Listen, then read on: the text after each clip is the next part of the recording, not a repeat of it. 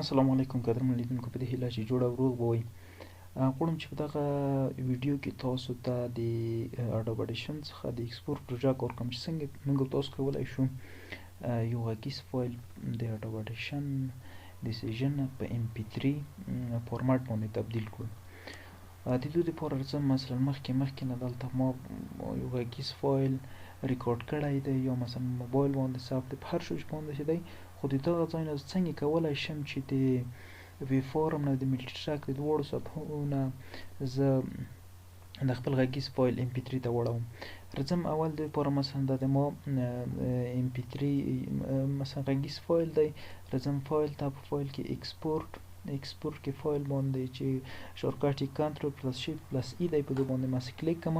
کله مې چې کلیک په باندې وکړم اول دلته فایل نیم دی، ته دغه فایل نیم د څه دی، مثلا د څه په نوم باید وي، زه ورته دا نوم دی، باید لوکیشن یې باید کوم ځای کې وي، راځئ دلته لوکیشن ورته انتخابوي. ګورئ لوکیشن دلته انتخابیږي، ورته دغه وروسته دلته فارمټ دی چې مختلف فارمټونه دي، هر فارمټ ته چې اړوي. ګورئ PCM فارمټ دی، MP3 فارمټ دی چې دغه سټنډرډ دی غږیز فایلو دپاره MP3 فارمټ دی چې باید په همدا باندې کلیک وشي. دا څنګه شو، MP3 فارمټ ورته انتخاب شو. اوس څنګه کوم، اوکې کوم. کله چې اوکې شولو دغه څنګه شو، دلته ګورئ د سات په نامه دلته ماته یو غږیز فایل څنګه شو را ایکسپورټ شو، البته په MP3 فارمټ باندې. خو که چیرې زه مثلا وغواړم چې د ملټي ټرک نه یو غږیز فایلونه مثلا څو غږیز فایلونه د ما سره مکس کړي سو یو ځای کړي مې دي، غواړم چې دا MP3 فارمټ ته واړوم، څنګه کولی شم؟ ګوره که چیرې زه مثلا دلته ایکسپورټ ته راشم، فایل غیر فعاله دی چې مثلا نشم کولی زه په MP3 فارمټ باندې دغه ثبت کړم.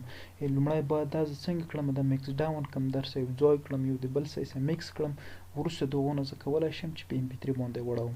د دې دپاره زه راځم ملټي ټرک ته چې راشي مکس ډاون کې به ته مثلا ټولې دغه ټوله پروژه غواړې چې ایکسپورټ کې زه ورته وایم چې صحیح ده، انټر سیژن په دې باندې ما کلیک کړم، دغه ټول به سره مکس شي، سره یو ځای به شي. وروسته د هغو نه بېرته همغه د فارم خبره ده، بېرته یې څنګه کوو، ایکسپورټ ته راځم. ګورئ فایل دلته فعاله شو، بیا کولی شم فارمټ MP3 کولی شم نوم یې هم ورته تغییر کړم. ګورئ مکس ډاون باندې دی، ورته وایم چې په ډیسکټاپ باندې وي، سیو اوکې. ګوره اوس دلته څنګه شو، په مکس ډاون باندې دلته ماته وروسته دونه په MP3 هغه باندې واوښتلو، په MP3 فارمټ باندې. یعنې دوه طریقونه کولی شو اسانه موږ تاسو خپل غږیز فایل MP3 فارمټ ته واړوو. یا راځئ مثلا سیو ته، په سیو کې هم کولی شو چې دلته ګوره اوس خپله PCM فارمټ دی، زه ورته وایم چې باید MP3 وي.